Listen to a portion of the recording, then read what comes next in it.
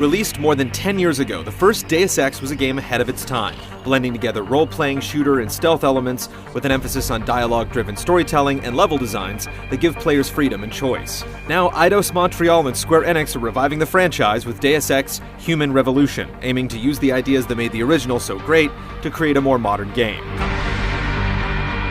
Set in 2027, decades before the original, the events of Human Revolution play out in a time of political upheaval and ethical debate. As mechanical augmentation becomes more commonplace, multinational corporations compete for control of this booming new industry, while protest groups fight for the purity of the human race. In Detroit, Seraph Industries is on the verge of a major breakthrough that could end dependencies on anti-rejection drugs. But on the eve of their announcement, a team of augmented mercenaries attacks, killing staff and disrupting operations. It's clear from the outset that there's a web of conspiracy in play, and the visionary David Seraph seems to have some dirty laundry of his own. You're placed in the middle of this crossfire as Adam Jensen, Chief Security Officer for Seraph Industries. SI Security. Name's Jensen. The ex-cop isn't augmented when you start the game, but the attack leaves him in critical condition, prompting his employer to foot the bill for extensive augmentations to save his life. 6 months later, Jensen is brought back early from recovery to deal with another attack on the corporation by an anti-augmentation group. But the details of this break-in seem sketchy, setting Jensen on a global search for clues to find out what's really going on.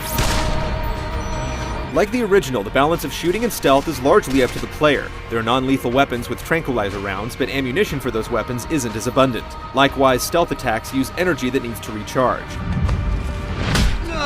The result is a system that doesn't let you rely on simply knocking everyone out. You'll fire weapons from a first-person perspective, which transitions to third-person when you take cover. Even when you do choose to go on the offensive, you'll need to take a tactical approach, staying behind cover and preventing enemies from flanking you. While there's plenty of gunplay, much of the game is spent on detective work, exploring and gathering evidence. You'll pick up subquests by talking to people on the street, and you'll need to infiltrate various spaces to extract any information that might be useful. Most situations have multiple solutions. You may opt to crawl into vents, punch through walls, or do some old-school crate stacking, but your practical options depend on how you upgrade Jensen's abilities. A flashy combat skill like the Typhoon, which sprays explosive rounds in every direction, gives you an edge in combat, while a cloaking enhancement will greatly improve your sneaking game. Richard, I'm in. Nicely done, Jensen. Comparatively mundane but still significant upgrades let you jump farther or carry more gear. An in-depth hacking system is used for opening doors, accessing email accounts, and bypassing security systems. Hacking a terminal involves capturing nodes while preventing security from shutting down your access point. It's a challenging and time-sensitive endeavor, requiring additional augmentations to be truly effective.